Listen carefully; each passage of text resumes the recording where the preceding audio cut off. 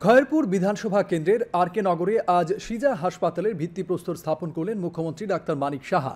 প্রায় ২৮ একর জায়গার উপর মণিপুরের সিজা প্রায় ৯০০ কোটি টাকা ব্যয়ে ৪০০ শয্যা বিশিষ্ট হাসপাতাল ও মেডিকেল কলেজ গড়ে তুলবে। মুখ্যমন্ত্রী ডাক্তার মানিক সাহা অনুষ্ঠানে বক্তব্য রাখতে গিয়ে হাসপাতাল গড়ে তোলার ক্ষেত্রে সরকারি সব ধরনের সহযোগিতা করার আশ্বাস দিয়েছেন। তিনি বলেন, আরও একটি বেসরকারি উদ্যোগে ক্যান্সার হাসপাতাল গড়ে তোলার জন্য শিলচরের এক সংস্থাকে জমি দেওয়া হয়েছে। মুখ্যমন্ত্রী রাজ্যের সামগ্রিক উন্নয়নের চিত্র তুলে ধরেন। উল্লেখ্য, মণিপুরের এই সিজা হাসপাতাল ২০২৪ সালের জানুয়ারি মাস থেকে এখনও পর্যন্ত রাজ্যের ৪টি কিডনির সফল প্রতিস্থাপন করেছে। অনুষ্ঠানে স্থানীয় বিধায়ক রতন চক্রবর্তী, স্বাস্থ্য সচিব কিরণ গিত্তে, সিজা হাসপাতালের চেয়ারম্যান কাম ম্যানেজিং ডিরেক্টর পোলিংখন ডংবাম প্রমুখ বক্তব্য রাখেন।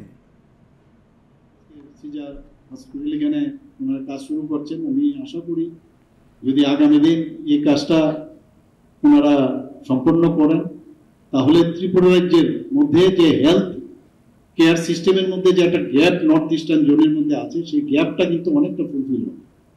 আপনারা ভাবুন, ওটা যদি আপনি যারা ইনভেস্ট করবে ওরা 10 বার চিন্তা করবে, আমি যে আমার পয়সাটা সেখানে লাগাবো, সেখানে শান্তি আছে কিনা, সেখানে সেই গাইডেন্স আছে কিনা, ইজ অফ বিজনেস আছে কিনা।